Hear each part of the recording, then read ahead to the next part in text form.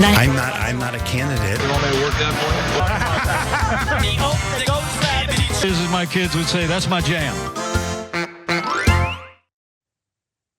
Oh, it's a clown show, and it was a televised clown show last night with the fourth GOP debate, which I found to be the most compelling.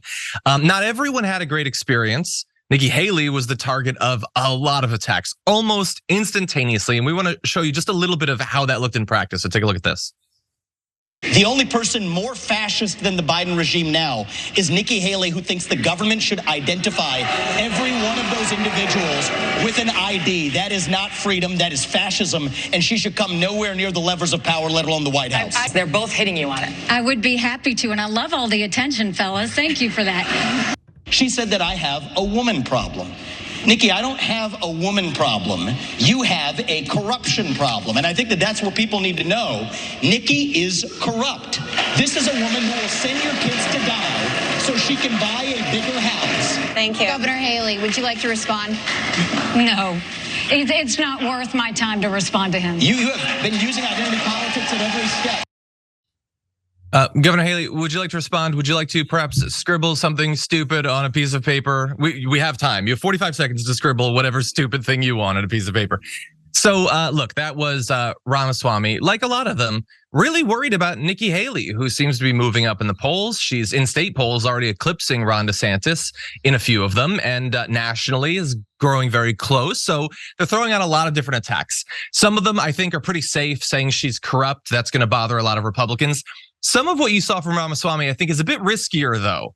There is a risk in labeling her as a fascist because that might end up being very appealing to Republican primary voters. But anyway, Maz, what did you think about that? And Nikki Haley's seemed like her star is on the rise. What do you think? First of all, the reason I said I'm not going to Tuscaloosa is that's where the debate was, isn't it? Wasn't it? It was in Alabama. So wherever they are, I'm not going. Yeah, because here's what's crazy. This is what's crazy. This is what's happened because of the Trump presidency. What's happened is we are rooting for Nikki Haley. We are rooting for Chris Christie. We're rooting for Liz Cheney. That's how bad it's gotten. Where you're like, oh, I hope Nikki Haley catches up to Trump and beats him. I mean, that's how bad it's gotten. So right off the bat, it's such a strange world we're living in, because once you start then looking at Nikki Haley's policies, you go, oh no, she's a bad person, or Christie, or any of them. But it's entertaining to watch them go after each other. Debates tend to be like this, and it's entertaining. Ramaswamy, I'm surprised he's still in there. And by the way, he's trying so hard to be the Indian Trump. But it's funny to me because the Trump folks, once they find out he's Indian, they're not going to vote for him.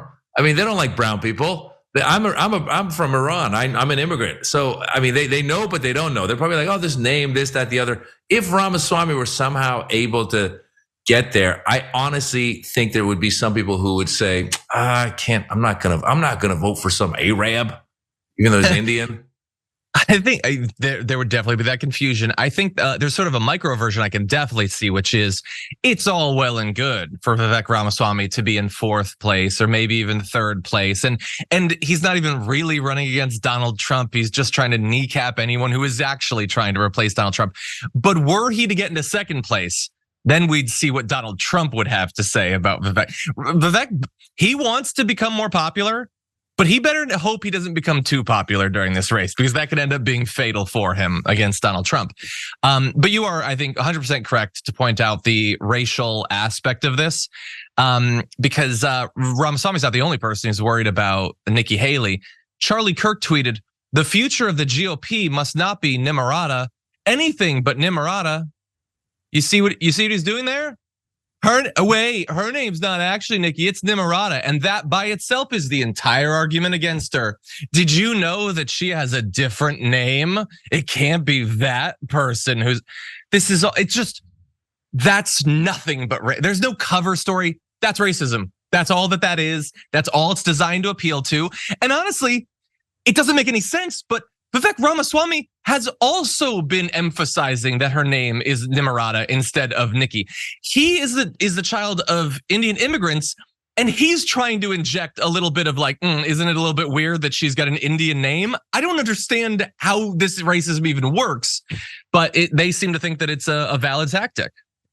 Well, because it is, you see, because it is. I had this conversation with somebody during the 2016 election, and it's racism and it's sexism as well. I was talking to someone who was saying that they didn't necessarily like Trump, but they didn't vote for Hillary because she was a woman.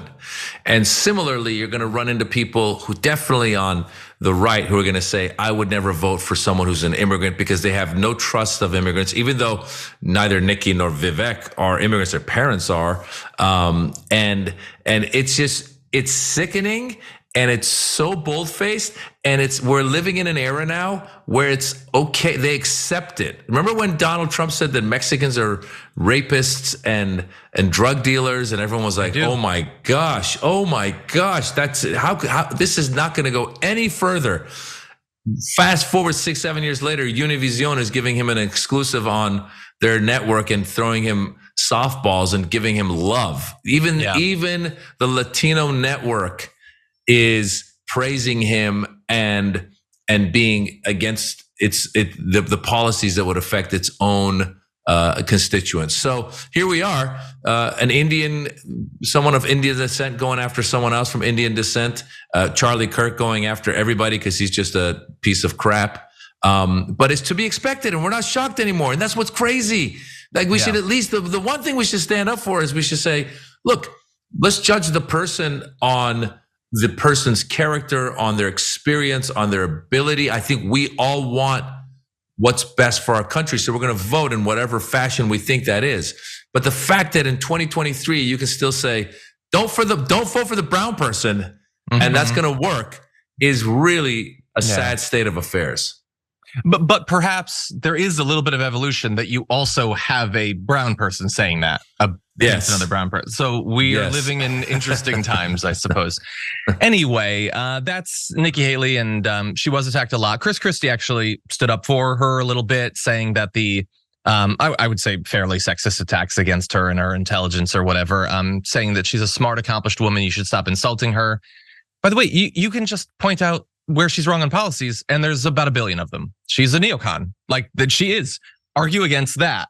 Saying that you think that she's stupid or whatever, like she's not stupid. She's wrong in a lot of ways. Yeah, corrupt, but stupid simply because she's a woman. I think it makes sense that Christie defended her. Christie there is pointlessly trying to elevate the discourse, and he was trying to like get Ramaswamy to stop doing this. Ramaswamy then turned to Christie, saying that Christie should walk himself off the stage, quote, have a nice meal and get the hell out of this race. That's subtle. You get it? Because Christie's fat and Ramaswamy isn't, at least as of right now. And so you shouldn't support Christie, not because he's out of step with the Republican electorate in a lot of different ways, but because he's heavy, which none of the voters are. So it's a super safe thing to mock him for. But anyway, look, this has been a primary, and our political system is pretty vicious. But Ramaswamy really just has landed on this annoying twerp personality that I don't know why it's as popular as it is. But what do you think? Well, it goes back again to the field and the world we're living in now. They like Donald Trump being an insult comic, or the insult people. Be the Don Rickles of politics. Don Rickles was funny. Donald Trump is dangerous. And there used to be a time, if you remember, that up and coming politicians, newer politicians would mimic each other's movements. Remember this move where you would do your fist and you would make the thumb? A lot of politicians use that. That was what they were adapting. Oh, this works. This makes me look like I'm serious and presidential and making a point. Now, go after the guy's weight. Go after how dumb the woman is. Go after the other guy wearing heels. Actually, Vivek didn't go after the other guy wearing heels because Vivek is also short. But the point is, it's this horrible world that we're living in where these people realize in order to get the attention of the Donald Trump constituents, they need to get meaner and meaner. They need to get more racist. They need to get more sexist. The more vile they are, the more they're going to be cheered. And it's this crazy world that we're living in that quote unquote serious Republicans Don't see this as ripping their party apart. And it's just we're creating the Frankenstein, and we're singing now the new generation of Frankensteins coming in, and it's not getting any better. And it would require the serious Republicans, whoever they are, to say, guys, we're losing our party and eventually the country because of this mess. Yeah. The next generation is always going to be more crude. Like, you had the wackadoodles of like the Tea Party come in, and then eventually you have Marjorie Greene. And then what comes after Marjorie Greene? Like I've been saying for a couple of years, Marjorie Greene at some point is going to seem responsible and respectful compared to the people who are being inspired by her to run for office. Well, that's what I said at the beginning. At the beginning, we are now supporting Liz Cheney. We're now supporting rooting for Chris Christie, Nikki Haley. These people whose policies are horrible. Now they seem normal. Remember, everyone was like, "Oh gosh, I wish we could have George W. Bush back." George Bush crazy. I mean, how crazy is that?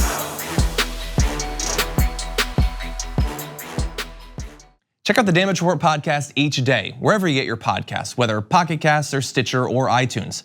You can join me as I give you the news and stories you want, with a range of co-hosts and interview guests jumping in on the fun each day. Again, that's the Damage Report, wherever you get your podcasts. And if you get them at iTunes, don't forget to rate and review. Sometimes I'll read them live on the show.